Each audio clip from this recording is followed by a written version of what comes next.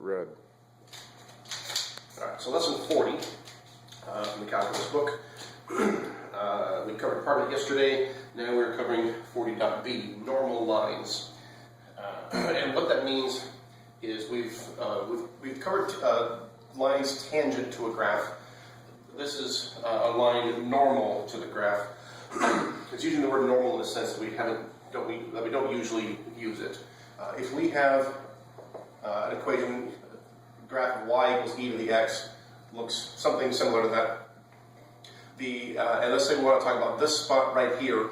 The line tangent to the graph is, you get the idea though, touches the graph right there. Well, the normal line is perpendicular to the tangent line at that spot. So it's not any earth-shattering concept, it's just one extra step. You do pretty much the same sorts of things that you would do to find the line that's tangent, except you have to also throw in the step of changing the slope. If you can remember all the way back to Algebra 2, the slopes of perpendicular lines are negative reciprocals of each other. Let's pretend for a moment that the tangent line has a slope of, I'm going to guess 3, ballpark. What would be the slope of the perpendicular line? Negative 1/3. So you change the sign and you flip it, the negative reciprocal. So that's the one new step that it would be. So you have to, the two new concepts here are learning what a normal line is, and then when you do the problems, you just it's exactly like finding the equation of the tangent line. You just have to insert an extra step of changing the slope. Because the next step to find the equation of the line to get your intercept, of plugging in a point, it's going to be the same point of intersection.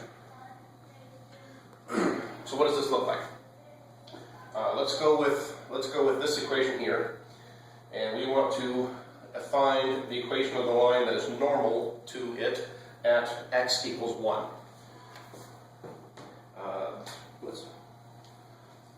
I got an idea. Okay, here. Let's do this. First, let's find the line tangent. I'll keep that in red. Tangent at x equals 1. Okay, so what do we do? We need to find the slope of this line first.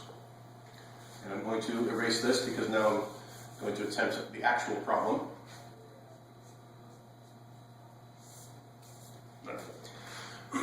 If this is our equation, when we want to find the equation of the line that's tangent at a specific point, we need to know the slope of that line, and the slope of the line is going to be the derivative of this equation at that spot. So what's the derivative of e to the x? E to the x. E to the x. Yay, we got it, okay. So then the derivative, if we evaluate the derivative at x equals 1,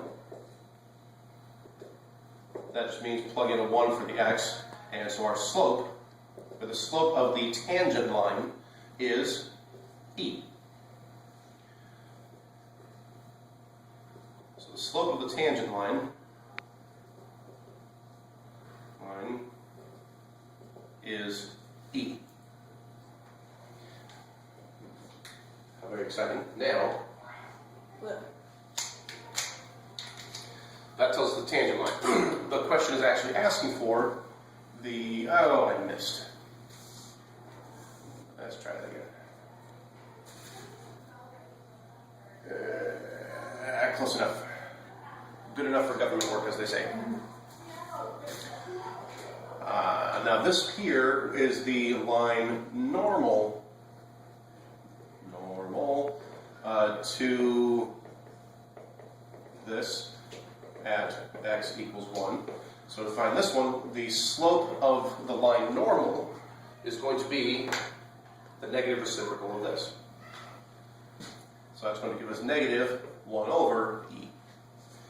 And now we continue on using the same sort of procedure that we would be doing for the line tangent, which is we need to find we need to know the coordinates of this point right here. So in both cases, what we need to do is we need to, if we have an x of 1, what does y equal at that point in the original function? E. We just plug in a 1 for the x, that means y is going to be e. And so this point of this point right here that is on the original function and the line tangent and on the line normal, the coordinates are 1, e. If we were looking for the tangent line, we would then plug in e equal our y of e, a slope of e, an x of 1, and we could solve for b. We're going to do the exact same thing over here. We're going to plug in a y for e and an x of 1, solve for b, except now we have to use this slope because this is a different line, negative 1 over e.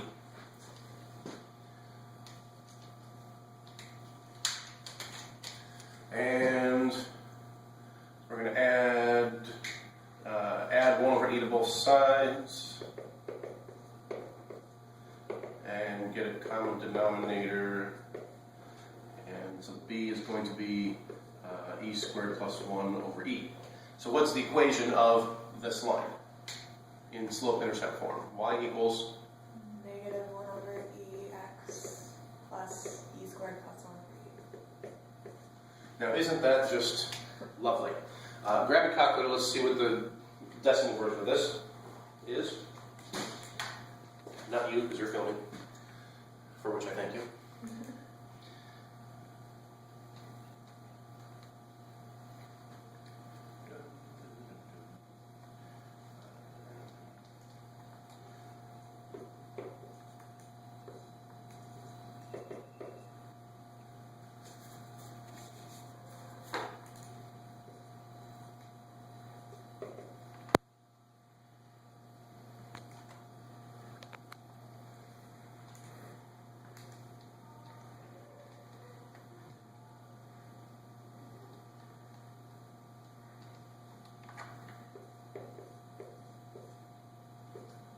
Get the same numbers added? Yeah.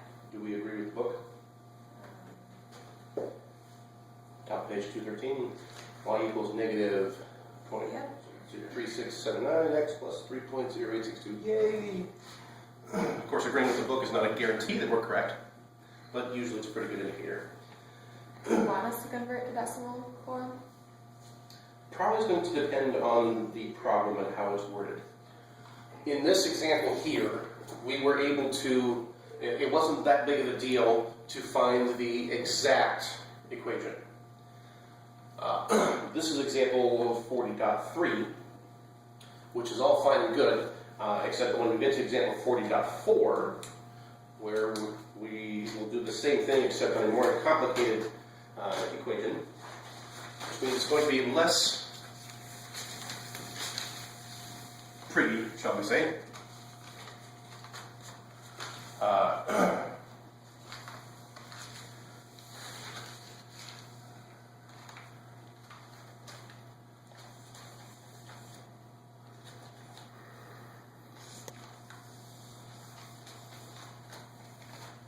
reuse some things here. Redraw that.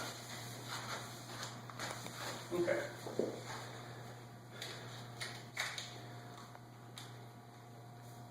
Example 40.4, actually, I don't think I want to graph it.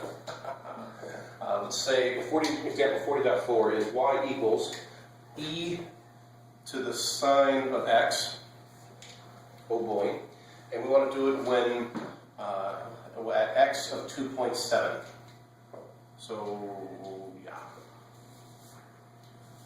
So at x of 2.7. When x is 2.7, what's y?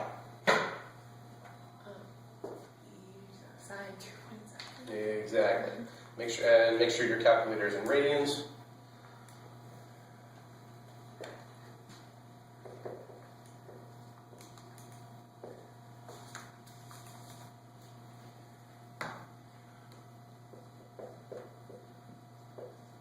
You get the same number I did?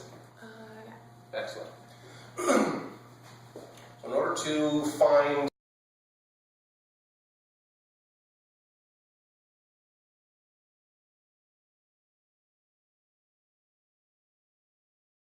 So let's say, let's make this e to the u, where u is sine x. So what's du? Cosine x. Yep, cosine x dx. Or du is cosine x dx. And we do this. So what's dy? E to the u du. Oh, yeah, So then, dy equals e to the u times du, which is cosine x dx. I'm going to divide both sides by dx, so I've got dy dx equals that. So if I take that, which is the derivative, sine x times cosine of x, if I evaluate that at 2.7, my hand-in calculator, yeah, see, we don't want to be doing this manually. That's going to get ugly.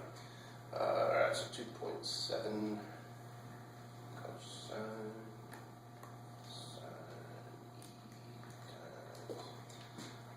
So I get negative 1.3862. So does the book. Yay. Therefore, so this is good. So the derivative of this function evaluated at this point gives us the slope of the tangent line at that spot. However, we are looking for the normal line, which means we need to do what? negative reciprocal. Negative reciprocal of this. Now, is this number the last thing on your calculator screen? Yeah. In that case, what you can do on your calculator, just do 1 divided by, hit your negative button, and then do second function answer. Yeah. And hit enter. And I, on the other hand, will hit my reciprocal button. And if we're lucky, we should both get 0.7214. Yeah. Excellent. And would it be positive too? Because it's negative? Yes. Because I forgot to hit the negative button on mine.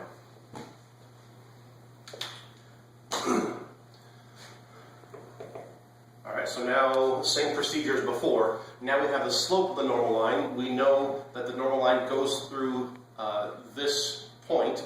So we plug in y equals m x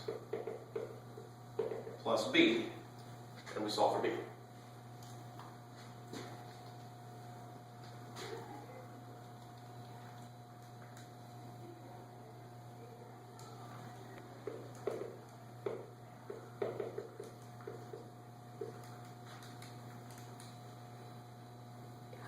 Excellent.